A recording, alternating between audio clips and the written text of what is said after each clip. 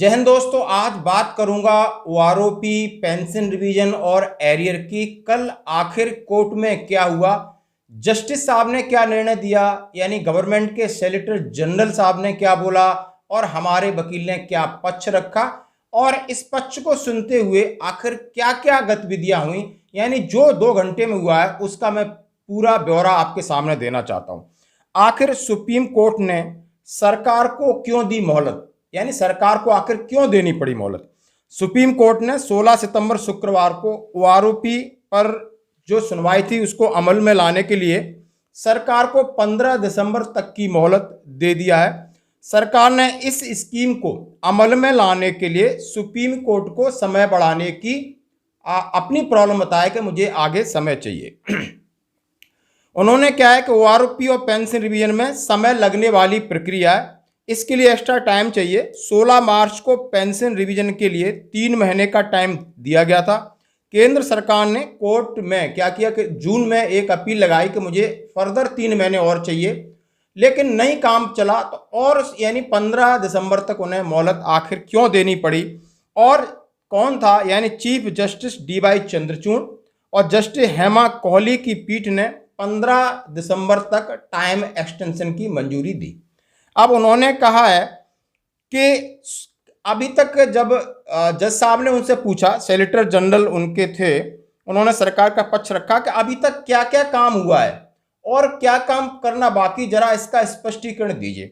उन्होंने कहा है कि सारा काम हो गया है, कैबिनेट की मंजूरी बाकी है, यानी जितने नोट्स बनने थे डिफेंस सेक्रेटरी फाइनेंस का वो कैबिनेट की मंजूरी मिलेगी। फिर कैबिनेट के मंजूरी के बाद क्या है, उन्होंने बोला इसके बाद मैं सीजीडीए को भेजूंगा और सीजीडीए इसमें पेंशन टेबल्स बनाएगा और पेंशन टेबल अलग अलग रैंक की बनेगी और इस टाइम की बनेगी, उस टाइम फ्रेम में जो कि आपने बोला है कि ये 5 साल बाद रिवीजन होना था और आपने जुलाई 2019 तक वालों के लिए दोबारा रिवीजन करना है।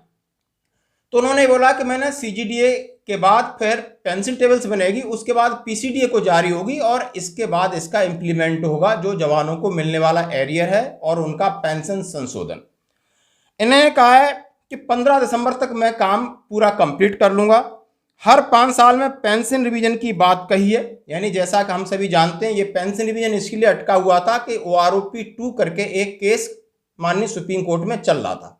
तो यानी जस्टिस डीवाई चंद्रचूड़ और हेमा कोहली की पीठ को पूरी तरह आश्वासन किया और आश्वासित होकर उन्होंने टाइम एक्सटेंशन यानी 3 महीने का टाइम और दे दिया है।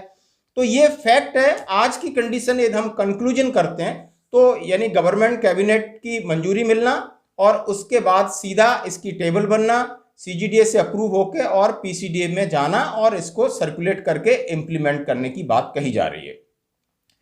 अब इसमें क्या पक्ष रखा गया है, बाकी हमारे वकील ने भी रखा, नहीं डिले होता है तो डिले का कोई बेनिफिट मिलना चाहिए।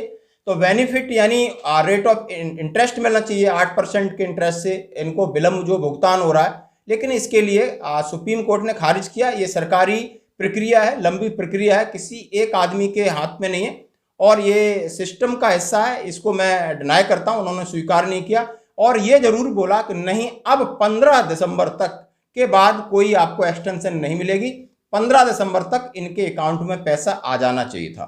यानी आप ये न्यूज पढ़ सकते हो पूरा कोर्ट में कौन से जज साहब थे और सॉलिसिटर जनरल साहब थे जो गवर्नमेंट की बात रख रहे थे, अपने वकील थे, सारी प्रक्रिया का जो निचोड़ निकला है आज ये है। बस अब हम इसको 15 दिसंबर का है, अब हमें इंतजार। धन्यवाद।